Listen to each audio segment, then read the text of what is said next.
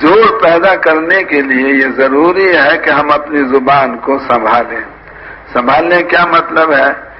جو بات دل میں آئی ہے ہر بات ہم اپنی زبان پہ نہ لائیں. پہلے سوچیں کہ اس کو زبان پہ لانے سے جوڑ پیدا ہوگا یا توڑ پیدا ہوگا. اگر توڑ پیدا ہوتا ہے تو اس بات کو ہرگز زبان پہ نہ لائیں، اپنے سینے میں اس کو دبا کر قبر میں اپنے ساتھ لے جائیں. کبھی زبان پر ایسی بات نہیں لانی چاہیے جو توڑ کا ذریعہ بنے.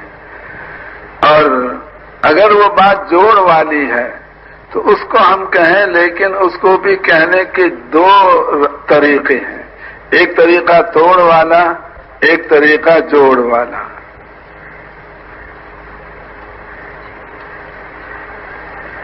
مثلا ایک آدمی کو ہم یوں کہتے ہیں کہ آپ کے والد محترم تشریف لائے ہیں، آپ باہر آ کے ان کو ملیں.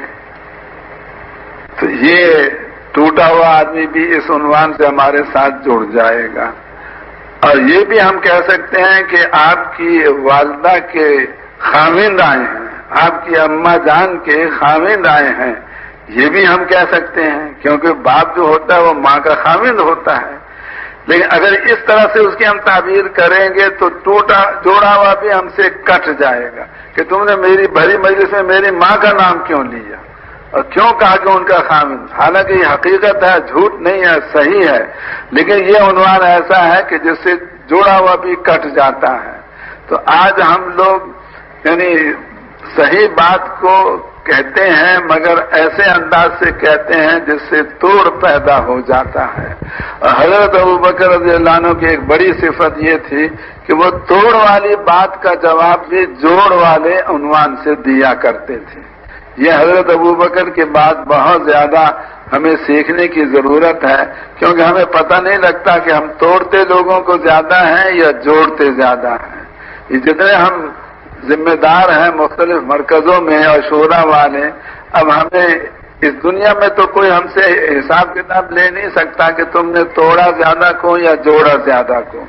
مثلا ابراہیم میں ہم لوگ رہتے ہیں، اب ہماری بے حکمتی اور ہماری بد اخلاقی کی وجہ سے ایک آدمی یہ سوچ کے کہ بھئی اب یہ تو احسان نے میرے ساتھ بہت برا رویہ اختیار کیا ہے، میں تبلیغ بھی چھوڑتا ہوں، راوین بھی نہیں آؤں گا، کبھی اس کام میں نہیں چلوں گا.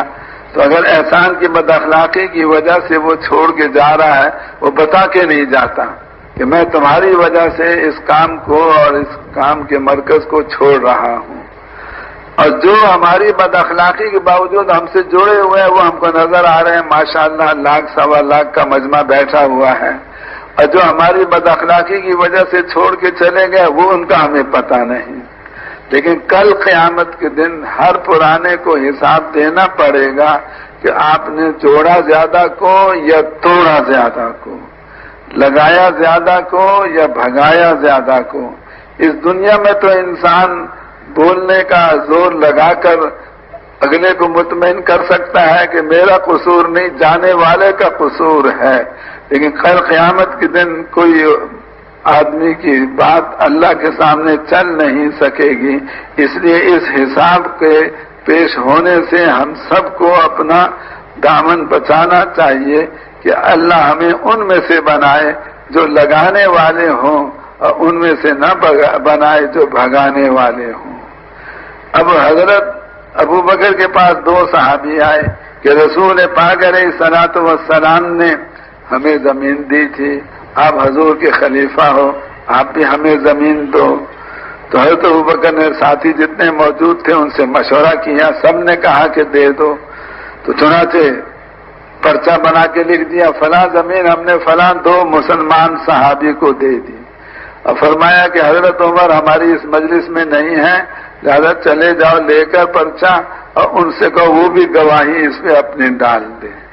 اب وہ گئے، حضرت عمر نے پڑھا، پڑھتے حضرت عمر کو آ گیا غصہ اور فرمایا حضور نے تمہیں دیا تھا کہ اس زمانے میں اسلام کمزور تھا، آج اسلام طاقتور ہو چکا، تمہیں دینے کی کوئی ضرورت نہیں ہے. اور تھوکا اس پرچے پر، پھینک دیا زمین پر، لے جاؤ اپنا پرچہ. اب وہ دونوں حیران کہ امیر وہ ہیں، امیر کے پرچے کو مامور ایسے تھوک کے نیچے پھینک رہا ہے. وہ دونوں پرچہ اٹھا کے حضرت ابو بکر کے پاس پہنچے اور ان سے سوال وہ کیا جس سے توڑ پیدا ہو جائے حضرت ابو بکر حضرت عمر میں. یہ پوچھا کہ اے ابو بکر آپ بتائیں آپ حضور کے خلیفہ ہیں یا عمر؟ اب اس کا بجائے جواب کیا بنتا ہے کہ میں خلیفہ ہوں رسول پاک علیہ السلام کا.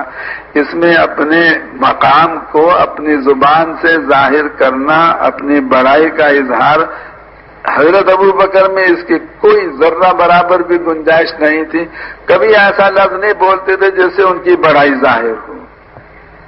اس لیے یہ جواب نہیں دیا کیونکہ اگر یہ جواب دیتے تو فوراً کہتے آپ اچھے امیر ہیں، آپ کا مامور تو آپ کے پرچے کا احترام نہیں کرتا. یوں فرمایا ارے بھائی اگر عمر امیر بننا چاہتے تو وہ بن سکتے تھے، کیونکہ پہلے میں نے انصار کو ابو عبیدہ کے پاس بھیجا تھا، انہوں نے انکار کیا، میرے پاس آئے تو میں نے حضرت عمر کے پاس بھیج دیا تھا. اگر حضرت عمر اس وقت امیر بننا چاہتے ہیں تو میں نے موقع دیا تھا، وہ نہیں بنے، اس لیے مجبوری میں مجھے بننا پڑا. ایسا جواب دیا کہ ان دونوں کا غصہ بھی ٹھنڈا ہو گیا. ان کا سوال توڑ والا تھا، جواب جوڑ والا دیا. اور پھر حضرت عمر پیچھے سے پہنچ گئے غصے میں بھرے ہوئے اور یوں فرما رہے ہیں کہ اے ابو بکر یہ زمین آپ کی ہے یا مسلمانوں کی؟ نہ بھائی میری نہیں ہے، مسلمانوں کی ہے. تو آپ نے مشورے کے بغیر کیسے دے دی؟ اب اس کا جواب حضرت ابو بکر کے پاس ہے کہ سارے مسلمانوں سے ایسے مسئلے میں مشورہ کرنا ممکن نہیں. جتنے میرے پاس تھے ان سے میں نے مشورہ کر لیا تھا، سب نے کہا تھا تو آپ تھے نہیں، آپ کے پاس میں نے پرچہ بھیج دیا. تو حضرت ابو بکر حضرت عمر کو ایسا جواب دے سکتے تھے جس سے وہ لاجواب ہو جاتے، لیکن ان کا غصہ اور بڑھ جاتا. تو یہ جواب نہیں دیا کیونکہ اس میں پھر توڑ پیدا ہوتا ہے. کیا جواب دیا؟ اے عمر میں نے اسی لیے آپ سے کہا تھا کہ آپ خلیفہ بن جاؤ، میں کمزور ہوں، لوگوں سے دب جاتا ہوں، آپ طاقتور ہو، آپ لوگوں سے نہیں دبتے. تو ایسا جواب دیا کہ جس سے حضرت عمر کا بھی غصہ ٹھنڈا ہو گیا. سوال توڑ والا اور جواب اس کا جوڑ والا. آج امت کے بے شمار ٹکڑے ہو چکے ہیں اور جو امت کو تقسیم کرتا ہے، کچھ کو اپنا سمجھتا ہے، کچھ کو غیر سمجھتا ہے، وہ رسول پاک علیہ السلام اور صحابہ کی محنت پر پانی پھیرتا ہے اور امت پنے کو وہ ذبح کرتا ہے.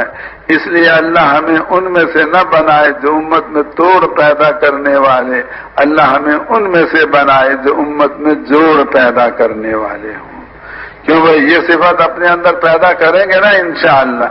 پہلے تولو پھر بولو، ہر بول سے پہلے سوچیں کہ یہ بول جوڑ والا ہے توڑ والا ہے. اگر جوڑ والا ہے اس کو اس انداز سے بیان کریں جس سے جوڑ پیدا ہو، ورنہ جوڑ والی بات کو بھی آدمی توڑ والے الفاظ سے کہہ سکتا ہے.